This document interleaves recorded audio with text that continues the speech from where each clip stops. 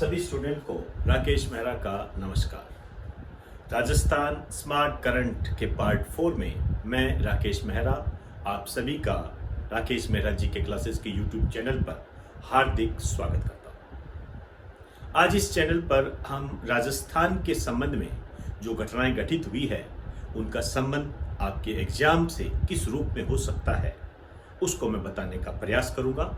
यदि मेरा ये प्रयास आपको पसंद आता है, समझ में आता है, अच्छा लगता है तो अन्य स्टूडेंट को भी इसे शेयर करें और लाइक करें।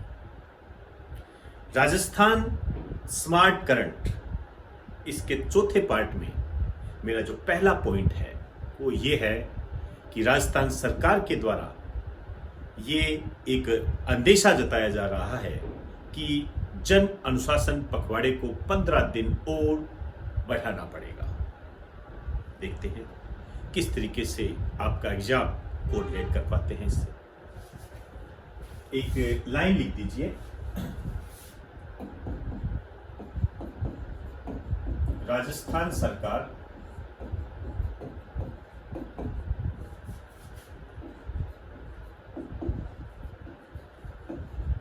जन अनुशासन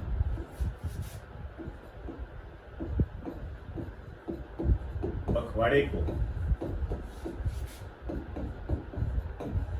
15 दिन और बढ़ाने की तैयारी कर रही है। अब देखिए ये 15 दिन बढ़ता है, ज्यादा बढ़ता है, कम बढ़ता है, जो भी है ये भविष्य के गर्भ में है। अभी हम कुछ नहीं कह सकते। जिस दिन होगा उस दिन आपको बकायदा बता दिया जाएगा, लेकिन आपके पढ़ने के लहजे में ये बात शामिल होनी चाहिए कि ये जो जन अनुशासन पखवाड़ा है ये क्या है। हालांकि इसके बारे में बता चुका हूं, लेकिन रिवाइज करने का सबसे महत्वपूर्ण तरीका यही होता है। आप सभी जानते हो उद्देश्य, इसका उद्देश्य है राजस्थान में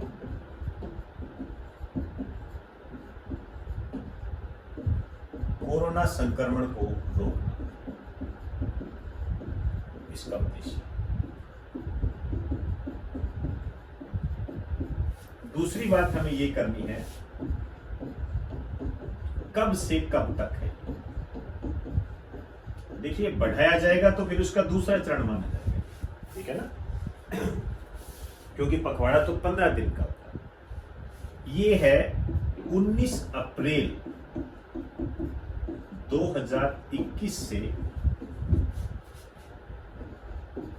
3 मई 2021 तक ध्यान रखें। लेकिन यहां जो मैं आपको सबसे महत्वपूर्ण बात बताने जा रहा हूं, जो कि आपने ध्यान रखनी है और मान के चलना, एग्जामिनर ऐसे शब्दों का इस्तेमाल करते हैं, आप पुराने पेपर उठा के देख सकते हैं। जो बात मैं आपको बताने जा रहा हूं उस पर बिल्कुल भी नजरअंदाजी ना दिखा।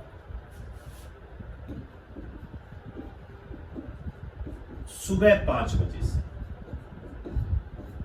सुबह के 5 बजे से, ये सुबह 5 बजे, समझे। यहां शाम करके आपको इतना कंफ्यूज कर देगा, कई शाम को भी चले जाएंगे 5 बजे, क्योंकि शाम को 5 बजे के बाद भी कर्फ्यू जैसी बातें आप पढ़ने को देखने को मिलती है आपको, तो कंफ्यूज करने के लिए इतना काफी होता है स्टूडेंट। तो ध्यान रखना, सुबह 5 बजे से सुबह 5 बजे, 19 अप्रैल 3। क्लियर, ध्यान रखना। ये अब आगे जो भी स्थितियां बनेगी उसको हम देखते रहेंगे। एक बार आप इसका स्क्रीनशॉट लें।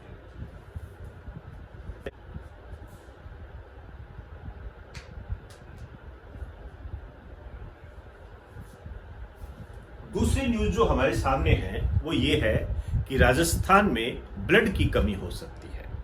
अब ये क्यों कहा गया है इसके बारे में यदि मैं आपको बताऊं, कोरोना महामारी के कारण लोग रक्तदान को कम महत्व दे रहे हैं, एक तो ये बात है। एक और बात है जो मैं अभी साथ में बताऊंगा, आइए साथ साथ लिखते जाए।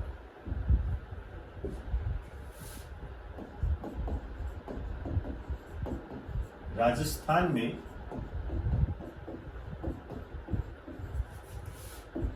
ब्लड की कमी हो सकती है, क्योंकि क्योंकि देखिए ब्लड कोई जरूरी नहीं है कि कोरोना महामारी चल रही है तभी कोई यूजफुल हो, ये हमेशा यूजफुल रहता है। एक्सीडेंट हो गया तो ब्लड चाहिए, थैलेसीमिया जैसा रोग होता है उसको तो हर महीने चाहिए, आप जानते हैं। तो ब्लड की कमी हो सकती है, यदि ऐसा हो गया तो मान के चलना, इसके लिए फिर और अफरा तफरी मच जाएगी। तो एक अपील की जा रही है कि युवा वर्ग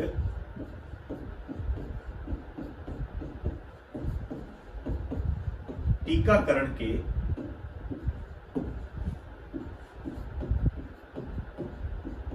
तीसरे चरण से पहले रक्तदान करें।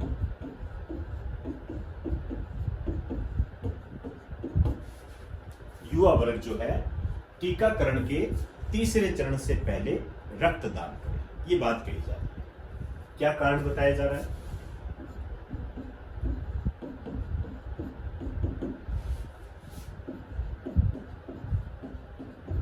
कोवैक्सीन की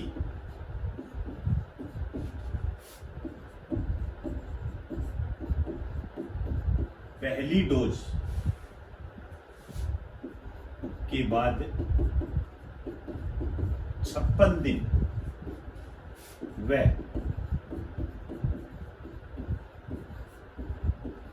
कोविशील्ड की पहली डोज के बाद 70 दिन तक रक्तदान नहीं किया जा सकता।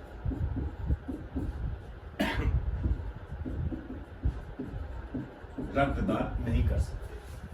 कारण क्या है? पहली डोज यदि आपने लगा ली, कोवैक्सीन का टीका लगा दिया, तो आप 56 दिन तक ब्लड डोनेट नहीं कर सकते।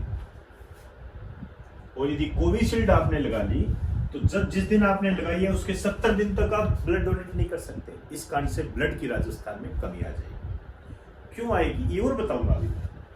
आपको सब ये ध्यान रखना है, ये जो टीकाकरण का जो तीसरा चरण है, ये कब से प्रारंभ हो रहा है? 1 मई 2021 से 18 से 44 वर्ष आयु वर्ग को टीका लगाया जाए। आप सभी जानते हैं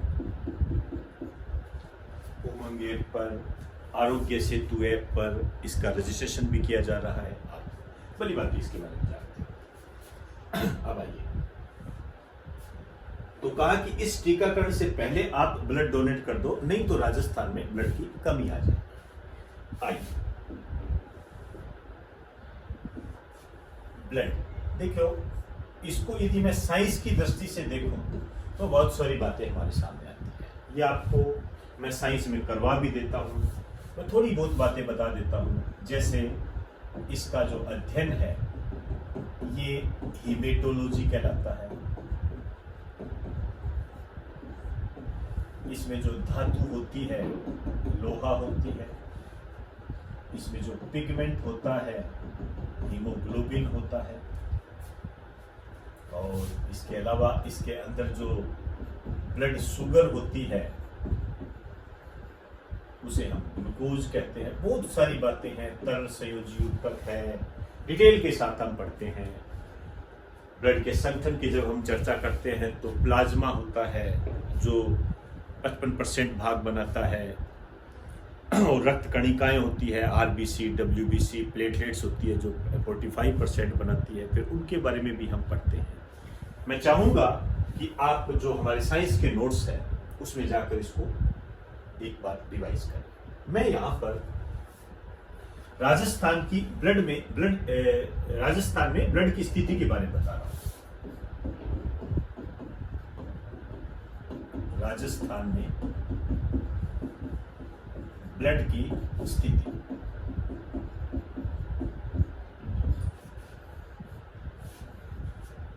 एक आंकड़ा है, आपने ध्यान रखना है। और आंकड़ा ये है 5.50 लाख प्रति यूनिट।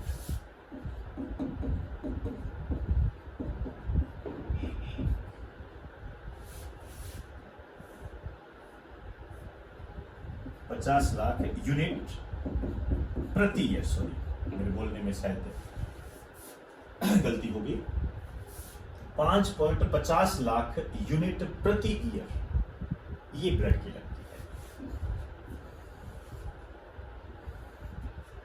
इतना अब ब्लड लगता है, ठीक है।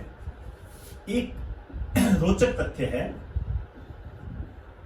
इसमें जो 80% ब्लड होता है वो रक्तदान से आता है। आप सोचिए, यदि 100 ml ब्लड है तो उसमें से जो 80 ml ब्लड है वो जो हम ब्लड डोनेट करते हैं उससे आता है।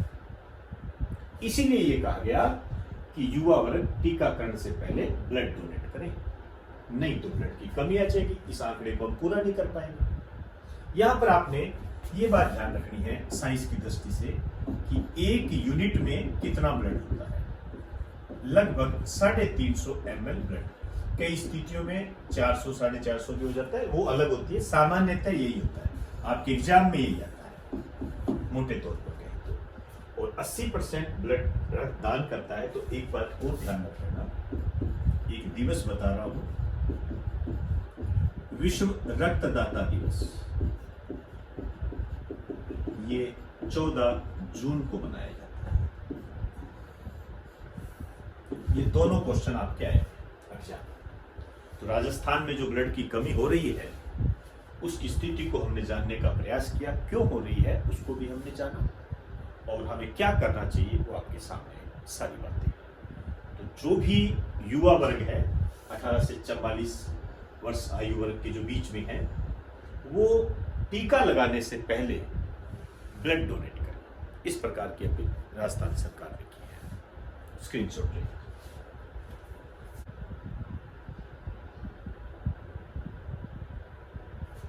तो दोस्तों, आज हमने राजस्थान में ब्लड की कमी और जन अनुशासन पखवाड़े को आगे बढ़ाए जाने के अंदेशे पर चर्चा की। ये दोनों पॉइंट में जो भी आपके क्वेश्चन बन सकते थे उनको हमने बखूबी घेरने का प्रयास किया है। यह आपके एग्जाम की दृष्टि से एक महत्वपूर्ण लेक्चर है। यदि आपको ये अच्छा लगा हो तो इसे शेयर करें और ज़्यादा से ज़्यादा स्टूडेंट को इसके बारे में बताएं, ताकि जो स्टूडेंट जीके में भटकाव महसूस करते हैं उन्हें सही राह मिल सके। तो इजाज़त दीजिए, आप सभी को मेरा नमस्कार।